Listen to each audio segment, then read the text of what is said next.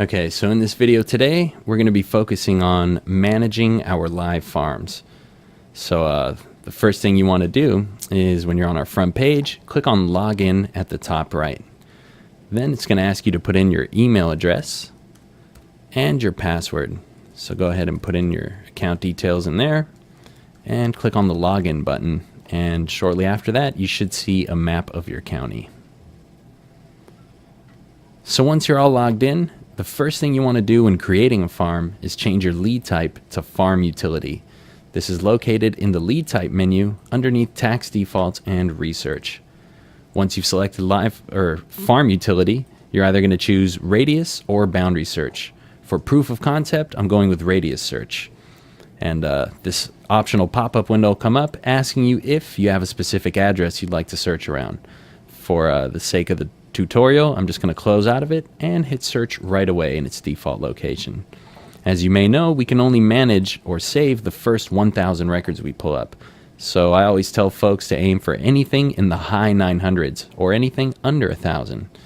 In this case, I'm just going to shrink the radius a bit, hit search, and we have 774 records. So once you've done your basic search here, the first thing you want to do is save these properties into a farm. To the left of your total record count, you'll see these buttons here: Rebo Marketing, List, Save, and Filter. We're going to click on the Save button. This dialog menu will come up asking you to name your farm. So I'm just going to click in this empty black field and give it any name I can think of. In this case, Test. Once you've given a name to your farm, you're going to click on Save Farm. Shortly after, you'll get a notification saying you can now locate your farm under Live Farms. Once you see that, it means the save was successful. So we can go ahead and close out of this window. And the next step after creating a farm is to manage it. So I'm going to click on the lead type menu and change it to Live Farm.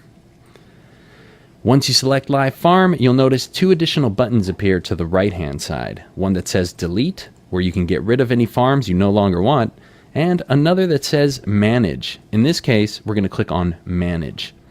Clicking on the Manage button will open up a new control panel with a series of checkboxes in here, and here's exactly how they work.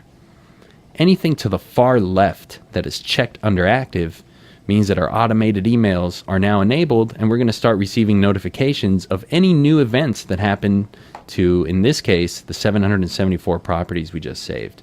The type of notifications you'd like to receive are on the right-hand side, where you see the acronyms for all the different lead types. So in this case, NOD is Notice of Default, NOS4, Notice of Trustee Sale, REO, DIV Divorce, PRO Probate, for Sale by Owner, for Lease by Owner, Estate Sale, Public, MLS Sold, Listed, and Off. So I often get asked what some of these mean. Public is any changes to the title. So that could be like a grant deed or a quitclaim. And MLS Off is for canceleds, expireds, and withdrawns. So for example, if all I wanted to hear about was any new divorce filings within these 774 properties, I would simply check the DIV box and then hit Submit. By doing so, that means that if any one of these 774 properties in this case were to have a divorce filing any day after today or throughout the foreseeable future, I'll then hear about it through an automated email one day after it was made public record, in this case by the courts. So it's as simple as that. We save our farm, then we go to Live Farm and manage. Now, any changes you make within this window, it's extremely important to hit the Submit button, or else those changes won't take effect. So whether I'm checking a box, unchecking it, changing the name, it's really important to hit the Submit button. By default, you can check 8 of your farms under Active. So even if we had 20 farms with 1,000 properties in each, we can only get the automated emails for 8 of them at a time. So once you've made any changes you have here, again, you'll hit Submit, and then you'll see this little window confirming that the changes have been made. Now, I often get asked about the Days box. The Days box by default is set to a value of 10. Think of it as, how many business days in a row would you like to hear about a new event that did happen? So for example, if a new divorce filing popped up within this farm here, and the Days box is set to 10, that would mean you would keep on hearing about that specific individual divorce filing for 10 business days in a row, which is about 2 weeks real time. So for users only wanting to hear about something once after it happened, they could always change the days box to 1 and then hit submit. This is really up to your preference.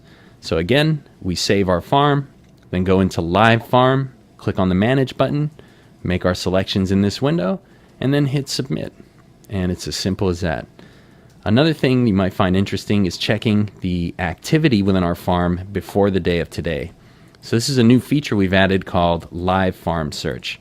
So what I'm doing now is checking off all of these events here just so that we can see exactly how it would work. So I'm going to go ahead and hit submit, and the farm utility is looking out for any events that happen after today. So what we're going to be doing is looking out for any activity before the day of today through Live Farm Search. So I'm just going to click on the lead type menu and select Live Farm Search. You'll notice it's going to ask me for a date range. So for example, if I wanted to see anything that's happened from the 1st of September to the present day, in this case, the 18th of November, I'm going to set the date range right after I choose Live Farm Search. And it's now going to look through any one of my farms that I have checked under active for the events that I selected.